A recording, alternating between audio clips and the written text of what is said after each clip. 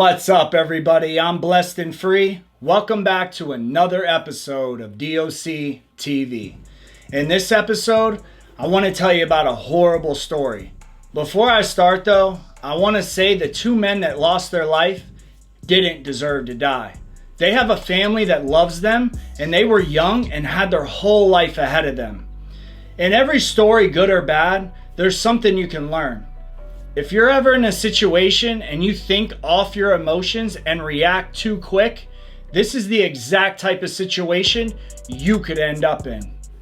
This story takes place in Holiday, Florida. Holiday's right next to Tarpon Springs, Trinity, and Newport Richey. It's pretty diverse in culture and has a population of 24,000. There are some very rundown areas in Holiday, but people move there to avoid the taxes, which are much lower than in Pinellas County or Hillsborough. It has beaches and Anclote Island where people go to relax from a hard day's work. There are plenty of gangs in the area: the Valentine Bloods, the Latin Kings, the Lake Boys, West Pasco Crazy Crips, Unforgiven, and even neo-Nazis. When I was living there, the gang activity was everywhere. I used to chill and hang out with gang members, but I never joined one. But this story isn't about me. It's about James Barron, better known as Pippin on the streets. He was born in Tampa, Florida on April 3rd, 1990, and grew up with a single mother, Michelle Lee Miller. They moved to Holiday, Florida, which is where Pippin quickly got involved with the street life, later becoming a member of the Blood Gang. It wasn't long before he caught multiple felonies for burglary and grand theft. On July 3rd, 2008, he began his first prison sentence, to be released the following year. This is when I met him in Land O'Lakes County Jail. He was a small, skinny guy with a loud mouth and always stayed clicked up with the members of the Bloods. His size wouldn't matter though, because later in the story, you'll hear how he overcame that. Barron was arrested on August 21st in the shooting of Kamar Allen, a Pasco County Sheriff's report said. He'd previously been charged in the December 9th killing of an 18-year-old Cedric Saunders of Holiday.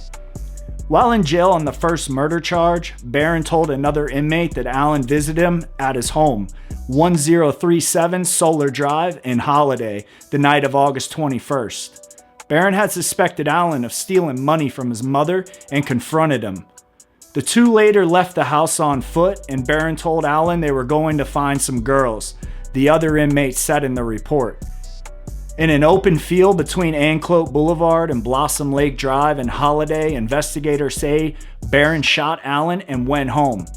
Allen's body was found in a nearby ditch 4 blocks from Barron's home with a .40 caliber bullet in his head. Saunders, the victim in the December 9th shooting, was found dead in a blue Kia Rio at Maryland Drive and Wellington Drive in Holiday. James Barron told a witness he shot Saunders too. Barron was booked into the Pasco County Jail in Land O'Lakes on December 15th on several drug-related charges. He was booked again December 22nd in the murder of Saunders.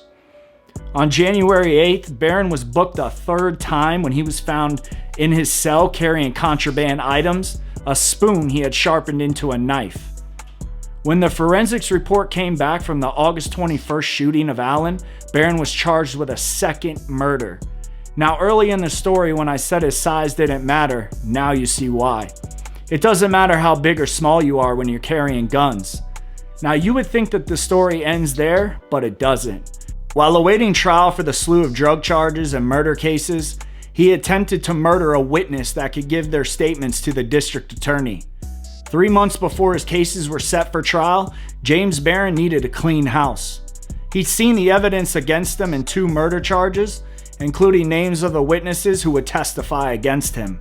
Reports say he pinned a letter from his jail cell to destroy the evidence. In this case, that was a person. Barron sent the letter to his mother, Michelle Lee Miller, but not before it was intercepted by detectives. An expert at the sheriff's office shifted through the gang slang to interpret what the letter actually said. The witness had worn a wire to record talks with Barron to build the state's case against him. Barron wanted the witness, Peter Rold, murdered, and indicated too that there would be a reward when the murder was completed. Every piece of evidence in a homicide case is important. Every witness is equally important. So the fact that somebody would reach out and try to harm a witness would absolutely be harmful to a case. Detectives passed the letter on initially at 1037 Solar Drive, reports state. Miller read the letter and searched to find the prison where the intended recipient was serving a sentence. Inmates aren't allowed to write other inmates, even at other jails or prisons. Detectives say Barron's mom, Michelle Miller, was the middleman. She repackaged the letter and sent it to the Sumter Correctional Institution, and the detectives did not give the name of the person who they were requesting to commit the murder, but did indicate that person holds clout with members of the Blood Gang. The Sumter prisoner wrote back to Barron, again through his mother. The letter indicated that the Bloods would kill the witness as soon as possible. By the time the letter reached Miller's home, detectives had a search warrant. The investigators took the response letter, and the fact that Miller had sent the letter as she was instructed indicated she had read it. She was arrested on a charge of solicitation to commit murder, and she remained in the Land O'Lakes County Jail on a $300,000 bond. This story just seems to never stop. Right before James Barron's trial started, 2 women of Pasco County, Florida were found burned to death in a house fire. Jessica Keith and Amber Lynn Jordan. They also were scheduled to testify in the murder trial. Investigators became suspicious when they saw trauma on the bodies and learned just how quickly the blaze spread through the home. Jessica Keith was listed as a witness in the 2011 murder of her boyfriend, Kamar Allen. As we heard earlier in the story, James Barron is capable of orchestrating the murder of witnesses, and detectives investigated but never ended up charging Barron with these homicides. Reports from the Pasco County Sheriff's Office stated there just wasn't enough evidence to get a guilty verdict. On May 31st, 2014, James Barron, better known as Pippin, age 24, pleaded guilty to killing Kamar Allen on August 21st, 2011, and Cedric Saunders on December 9th, 2011.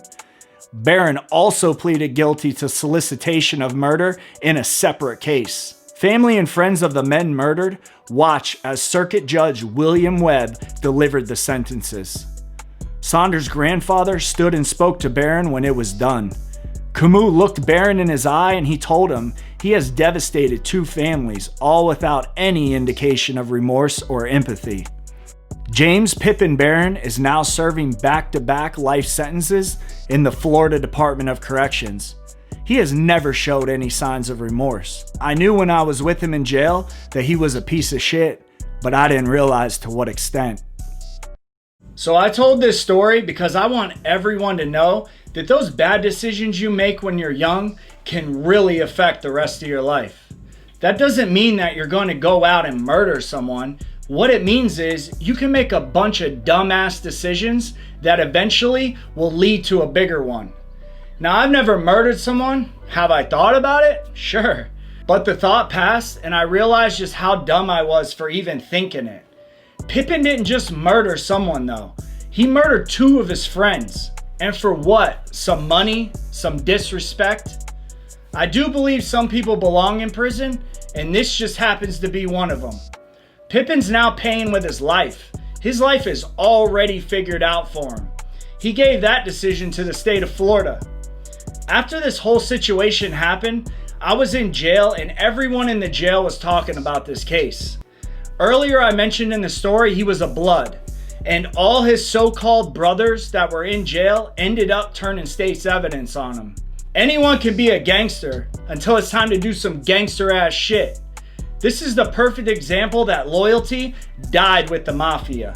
So the moral of the story is, don't join a gang unless you're ready to have that same gang turn on you one day. Not saying there aren't some real ones out there, but hey, it's rare nowadays. When I was younger, my grandma always used to tell me, Josh, you're digging a hole so deep, you're not going to be able to climb out of it. Man, I wish I would have listened, but I was young and I thought I knew everything.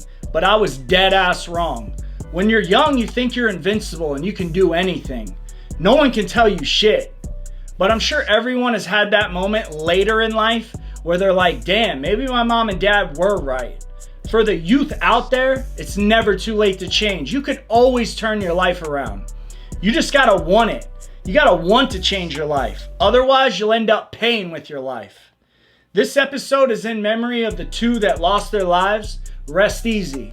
And with that, it's DOC TV. I'm out.